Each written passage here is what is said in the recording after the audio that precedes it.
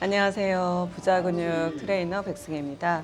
오늘은 카페에서 이제 간단하게 좀 리뷰 좀 하려고 하는데요. 저번 시간에 이제 경매 물건을 간단하게 한 20분 정도 임장하는 방법에 대해서 얘기를 드렸었잖아요. 오늘은 제가 어디를 왔느냐면 이제 6호선 라인에 따라서 제가 이제 그 부동산 물건들을 약 한 달 정도 좀 보고 있어요. 수강생분들하고. 6호선이 뭐 굉장히 어떤 개발 호재가 있다거나 투자에 대한 메리트가 있어서라기보다는 저희가 지하철을 중심으로 많이 가보지 않았던 역들을 이제 하나씩 점검을 해 나가고 있는 거예요. 이유는 지금 부동산이 9월 13일 대책 이후로 좀 좋지 않죠. 그런데 항상 이렇게 뭔가 경기가 좀 얼어붙는 것 같다, 심리가 좋지 않다라고 이제 분위기가 그런 느낌이 들면 대부분은 그냥 움츠리시고 집에만 계세요. 그런데 되도록이면 그 시간은 우리에게 공부할 수 있는 시간이라고 생각을 하시고 좀 움직여주시면 좋은 거죠. 그래서 날씨가 더 추워지기 전에 좀 따뜻할 때 돌아다니면 좋을 것 같아서 저희가 이제 계속 임장을 하고 있는 거고요.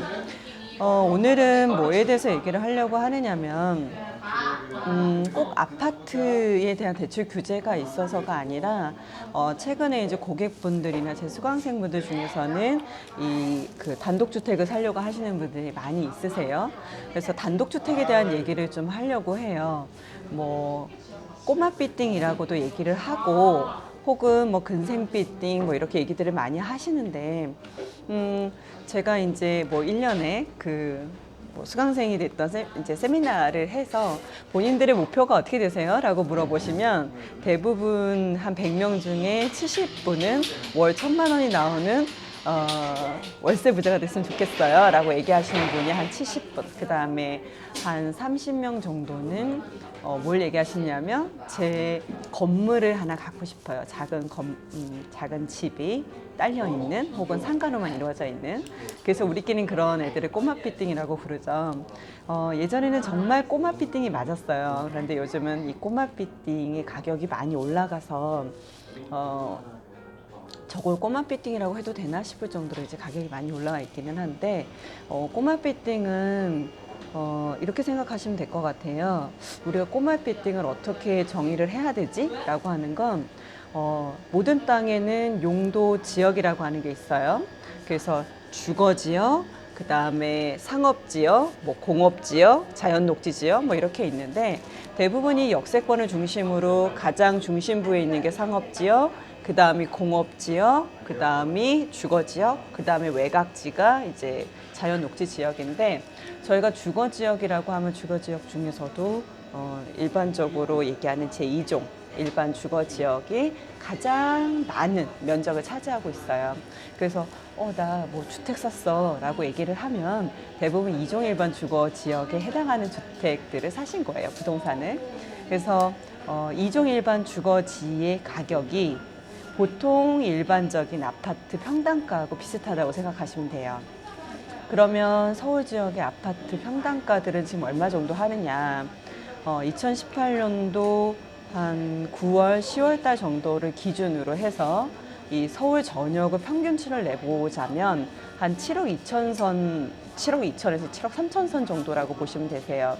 10억이 훨씬 넘어가는 애들도 많이 있지만 아직도 5억 후반대에서 6억대에 머물러 있는 지역도 극히 작지만 있기 때문에 평균치를 놓고 보면 7억 2천에서 7억 3천 정도. 그런데 그게 거의 30평 정도라고 가정을 하면 30평대를 말 그대로 7억 3천을 30몇 평으로 나눠야 되니까 평당가로 치자면 한 2천만 원 평당 혹은 2,200만 원 사이쯤이라고 보시면 되세요. 그러면 내가 서울 지역에 땅이 하나가 있어요. 그런데 그 땅이 뭐 100평인데 거기다가 높은 건물을 지을 수 있어요. 그러면 그게 아파트일 수도 있고 빌라일 수도 있고 혹은 다가구일 수도 있는데 내가 평당 한 2천만 원 정도 되는 땅에서 건물을 많이 지었는데 혹은 아파트를 지었는데 그 아파트의 평당가가 2천에서 2,200이래요. 그러면 그 땅은 얼마여야 될까요? 적어도 쌀 수는 없겠죠. 즉 2천만 원도 안 되는 땅에서 한 층에 2천만 원 이상씩 되는 애들을 만들어낼 수 있다? 그거는 경제 논리에 맞지 않겠죠? 그래서 항상 서울 지역에 뭔가를 내가 땅 한 평은 얼마 가격이지? 라고 놓고 보신다면 2종 일반 주거 지역을 기준으로 했을 때 평당 2,000에서 2,200은 된다라고 생각을 하시면 되세요.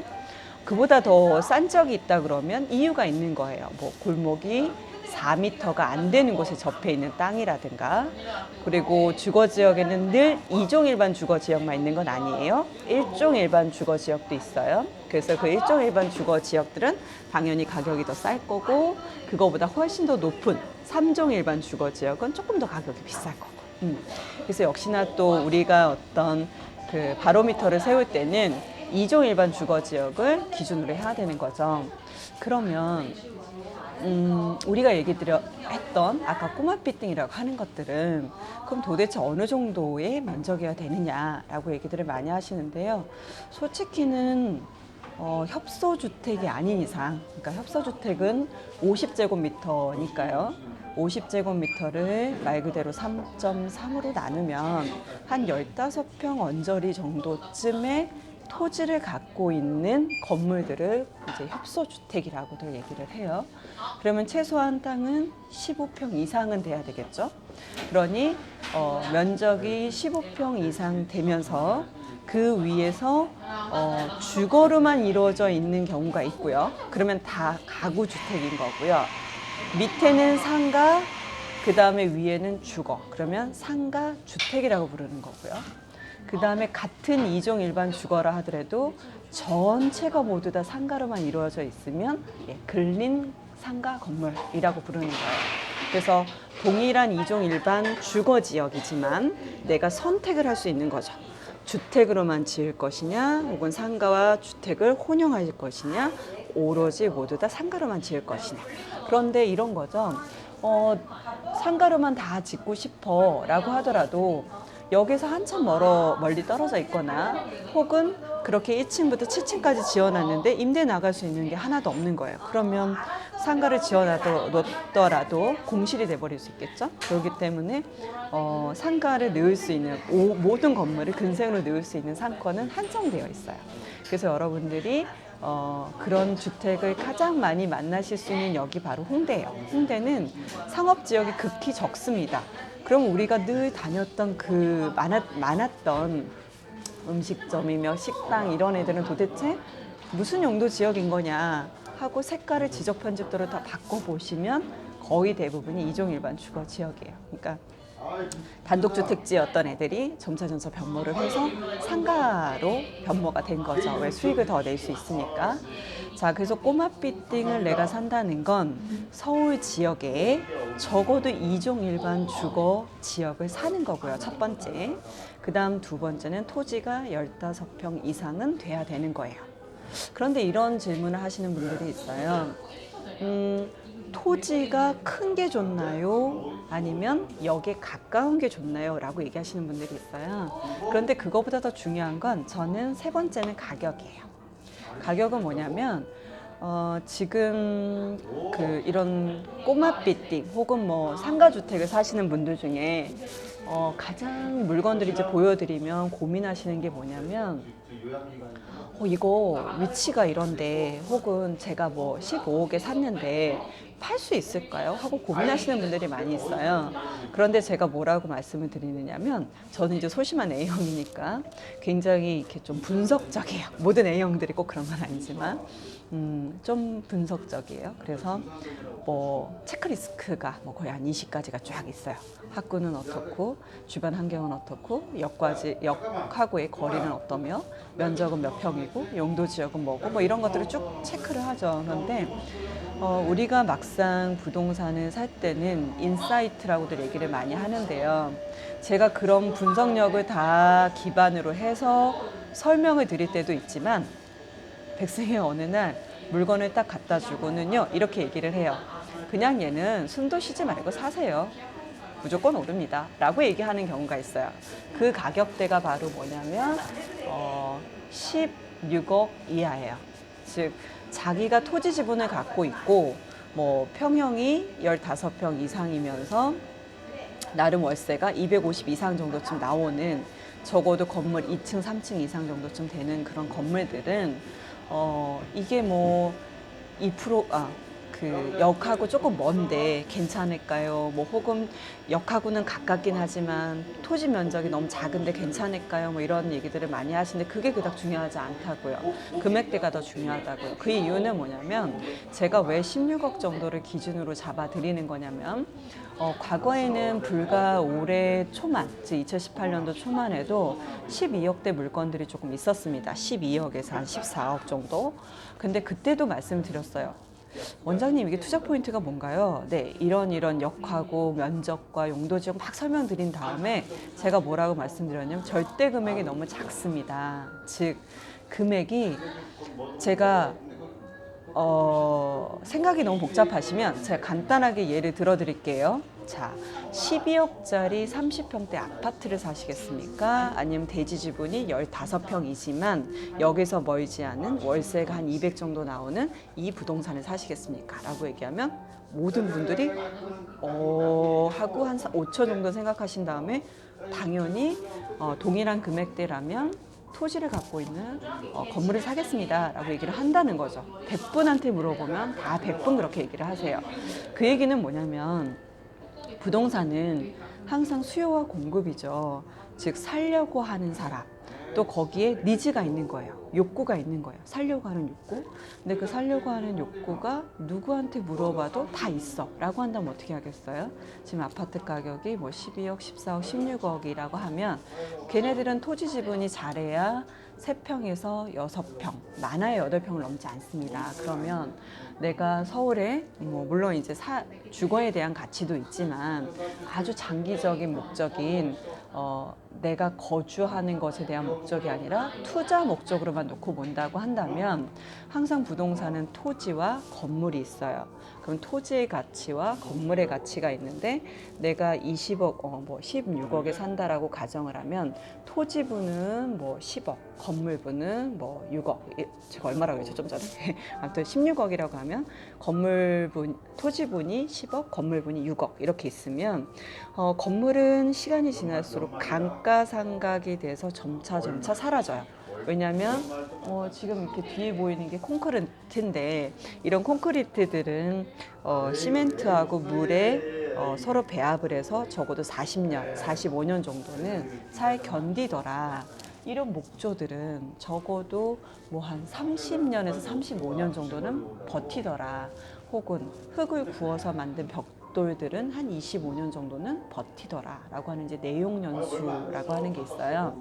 즉 버텨줄 수 있는 견고함 같은 걸 얘기하는 건데 각각의 소재들이 갖고 있는 내용연수에 따라서 그 건물의 가치가 뭐 10억이었다 하더라도 25년이야 벽돌이야 그러면 점차 매년 깎여서 25년이 지난 뒤에는 빵원, 제로로 가는 거죠.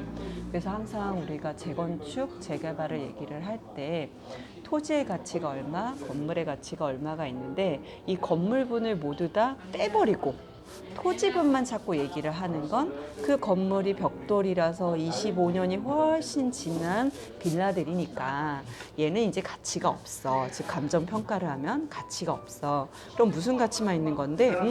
토지 가치만 있는 거야 라고 해서 이제 토지 가치로만 얘기를 하게 돼요.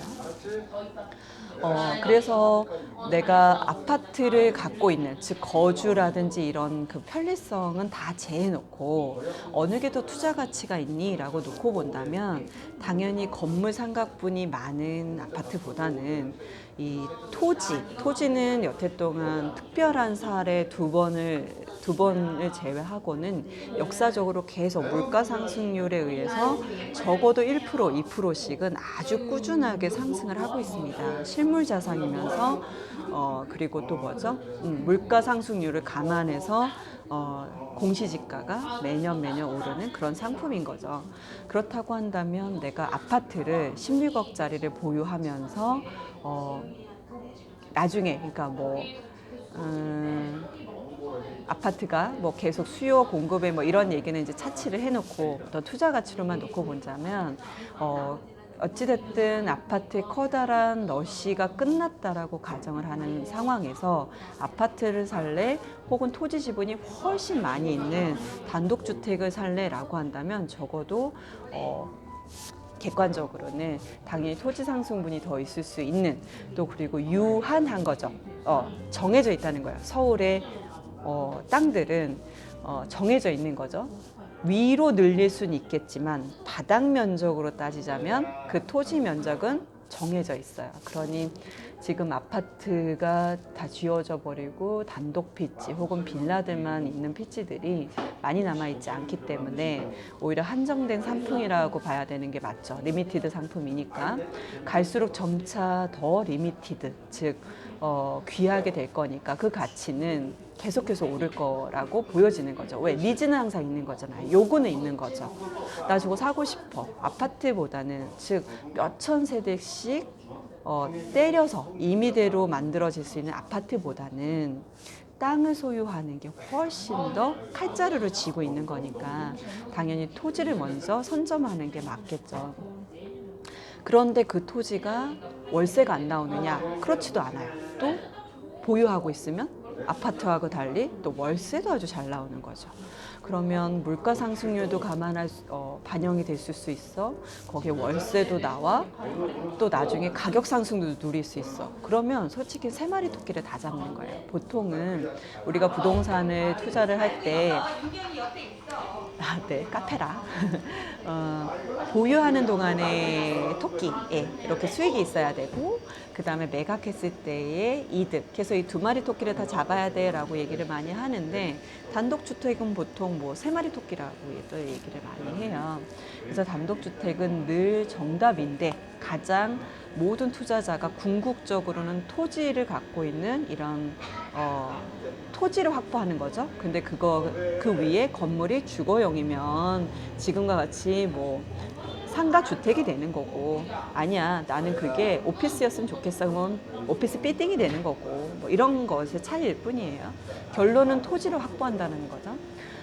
그래서 아까 이 16억 정도까지는 이 시장 자체의 매물이 아주 극히 드뭅니다. 그래서 올해 초반에도 제가 뭐라고 했느냐면 12억, 14억짜리 물건들은 그냥 불과 한 6개월 정도 뒤면 이유를 불문하고 2억씩은 다 오를 겁니다 라고 얘기를 드렸어요. 그러니 너무 고민하지 마시고 그냥 사십시오. 너무 구석에 있는 거든가 혹은 너무 월세 가치가 나올 수 없는 애들이라든가 그런 거 빼고는, 적어도 제가 검토해서 드린 거 범위 내에서라고 한다면 너무 고민하지 말라는 거죠. 자, 근데 그게 현실이 됐어요. 지금 2018년도 하반기인데 이 12억, 14억 정도 했던 물건들이 모두 다 14억, 16억. 그런데 지금 다시 또 올해 하반기로 가면서부터 또 분위기가 또 달라지고 있죠. 그 이유는 바로 9.13 대책 때문에 그렇습니다. 이 9.13 대책의 주요 골자가 뭐냐면, 주택을 갖고만 있으면 너 한 채 갖고 있는 거 빼고 또 한 채를 갖고 있으면 무조건 대출 못 나가게 할 거야 라고 하는 것 때문에 이 아파트에 모두 다 이 투자 관심이 가 있으셨던 분들이 돈은 있고 또 거기서 부동산이 올랐기 때문에 수익을 실현하기까지 했는데 자금은 갖고 있는데 살 게 없는 거죠.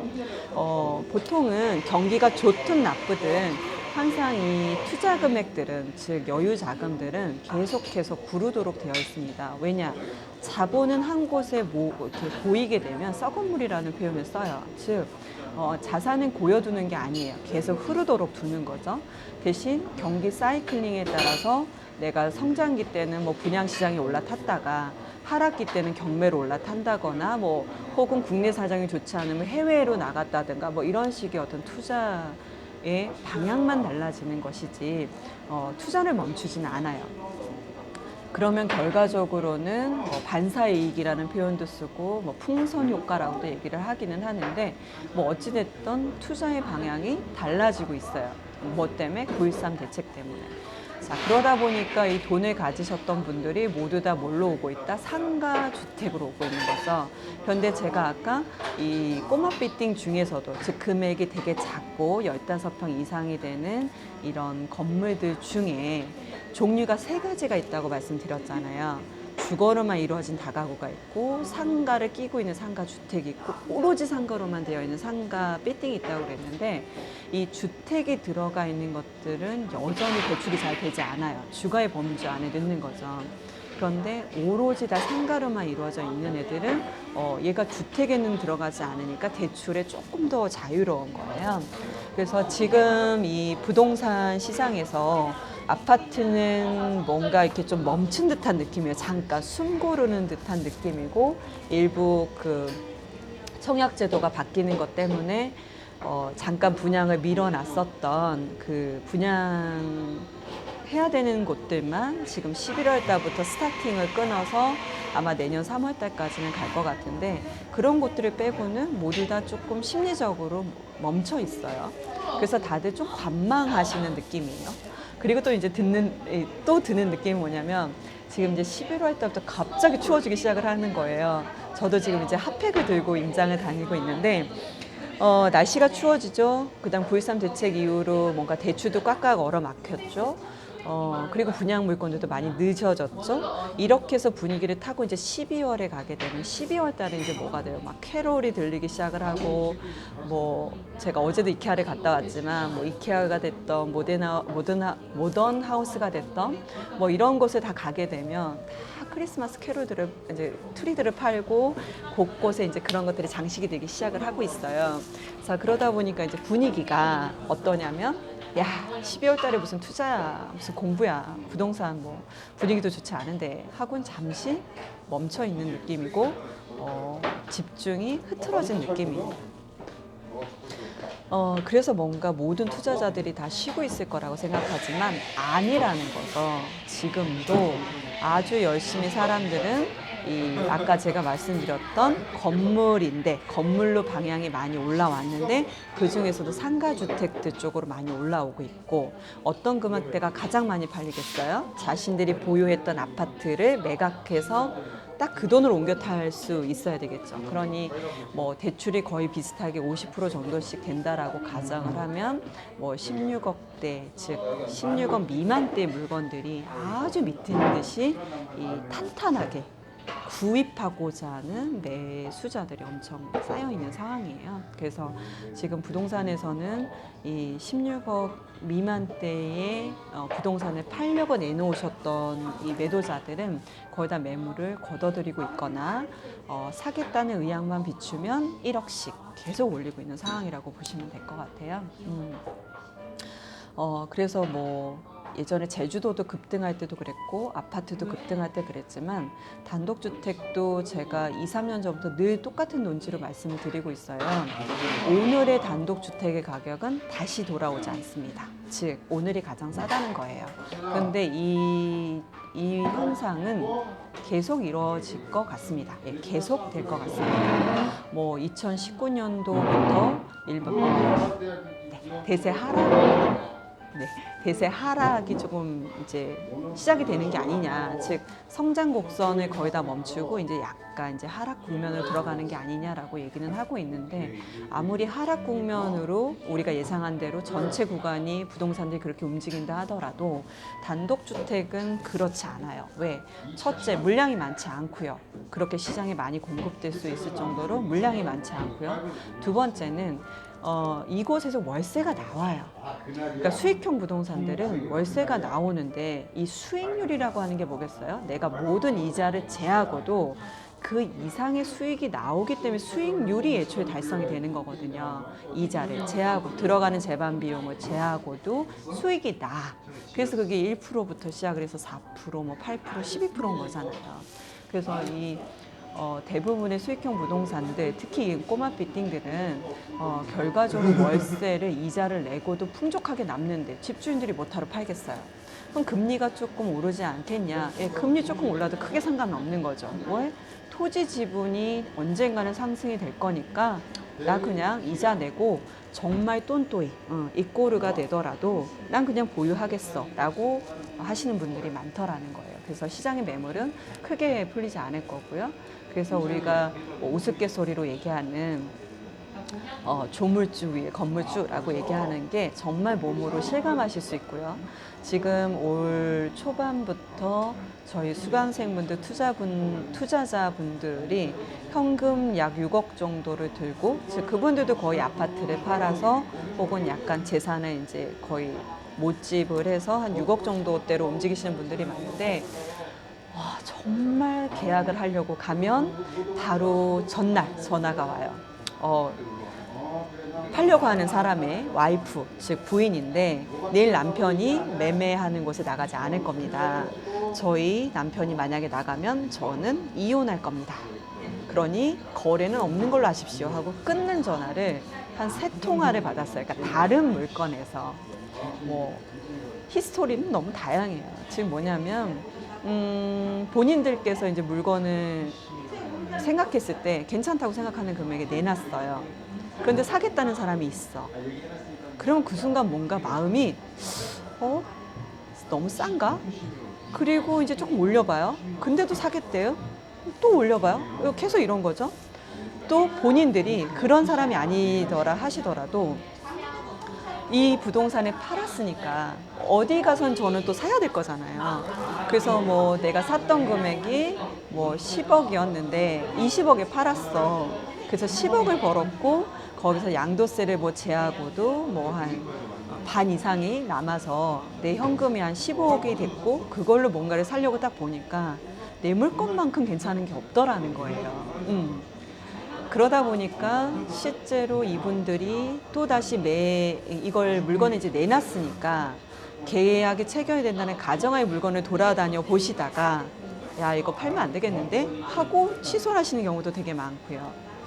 또 아까 제가 말씀드린 대로 16억에서 18억대 매물이 상당히 귀하더라는 거죠. 그래서 얼마 전에도 저희가 망원동에 나와 있는 부동산을 제가 가치 분석을 했을 때는 월세 기반이랑 그 부동산이 갖고 있는 개별 공시 지가라든가 위치, 그다음에 주변의 매매 사례를 모두 다 감안을 했을 때 15억에 나와 있던 물건이었지만 아무리 높게 잡아도 14억의 가치밖에 없어요. 그래서 14억에 사야 되는 게 맞지만 15억에 나와 있었고 제가 고객분한테도 뭐라고 했느냐면 이거는 모든 분석을 해보면 14억의 현재 가치는 맞습니다. 하지만 시장에 15억대 미만의 괜찮은 물건이 거의 없고 아마도 이분 입장에서 16억까지 불러도 아주 무난한 물건입니다. 라고 말씀을 드렸어요. 그래서 절대로 오케이가 되지 않겠지만 14억의 얘기는 한번 해보겠습니다. 그런데 그렇게 얘기를 했다가 아예 안 판다고 해서 기분이 상해버리실 수 있으니 그건 아주 조심스럽게 제가 얘기를 하겠습니다 라고 얘기를 했고요. 당연히 그거는 받아들여지지 않았고요. 그 물건은 현재 16억에 나왔다가 다시 어제 연락을 다시 받은 건 17억까지 올렸다는 것까지 얘기를 받았어요. 그러니까 이거는 그분만의 문제가 아니라 이런 물건이 너무 많아요. 그분이 나쁘다는 건 아니에요. 제가 아까 말씀드린 대로 지금 시장에는 적어도 아파트 한 채를 팔아서 그렇게 토지 지분을 확보하려고 하는 아주 탄탄한 그러니까 매수자들이 대기하고 있고 그것에 맞춰서 굳이 팔아야 될 이유가 없는 사람들이 버티고 있는 장세라고 보시면 되세요. 그러면 뭐겠어요? 결과적으로 지고 있으면 계속 가격이 오를 거니까 내 입장에서는 시세가 14억이야. 그럼 14억에 팔 필요가 없는 거죠. 미래의 가격인 16억을 한번 불러봐요. 그런데 상대방이 오케이를 해. 그러면 제 입장에서 어떻게 되냐면 1년을 버는 거죠. 그렇기 때문에 그렇게 해서 거래가 되는 거고 만약에 실제로 그게 시장에서 받아들여지지 않았다? 그럼 다시 매물을 걷어들이는 거예요. 그리고 나서 다시 또 기다리는 거죠. 그래서 오늘 이제 간단하게 단독주택에 대한 요즘 상황을 조금 설명을 드렸는데요. 녹록치 않다라고 생각하시면 되세요. 그래서 지금은 정말 아까 제가 말씀드렸던 조물주의 건물주, 무조건 건물을 하나는 가져야 됩니다 라고 하는 말을 아주 계속 머리에 되뇌이고 있고 제발 좀 살 수 있었으면 좋겠다. 이분들을 잘 선택을 해서 그게 오히려 저의 솔직한 마음일 것 같아요. 혹시나 이 방송이 건물주 분들이 더 많이 보셔서 오히려 물건을 잠기는 효과가 없었으면 좋겠습니다. 되려 살려고 하시는 분들이 저는 투기를 주장을 하는 것도 아니고요. 제가 있는 물건을 파는 것도 아니기 때문에 저는 어떤 사심 있게 이 방송을 하고 있는 건 아니에요. 시장 상황이 그렇다라고 하는 걸 말씀을 드리는 거고 이 상황은 앞으로도 계속 이 추세대로 갈 거라는 거죠. 왜? 2014년도 중반에 바닥을 찍고 나서 5년 동안 이 현상이 계속 이어진 건데요. 앞으로도 더 갈 거라고 저는 봅니다. 왜? 적어도 저희가 생각하는 사람들이 감내할 수 없는 금액 정도의 레벨이 있어요. 거기까지는 저는 이 러시는 계속될 거라고 보여집니다. 적어도 토지를 확보하는 측면에 있어서. 네. 자, 아무튼 그래서 여기서 아주 간단하게 단독주택에 대한 요즘 상황 좀 살펴봤고요. 네, 화장을 안 해서 얼굴이 아주 엉망이지만 네, 그냥 잘 봐주셨으면 좋겠습니다. 저는 여기까지 하도록 하고요. 부자 근육 트레이너 백승희였습니다. 다음에 또 뵐게요. 모여서 끊으려고 그랬는데 야 너무 너무 아파 120만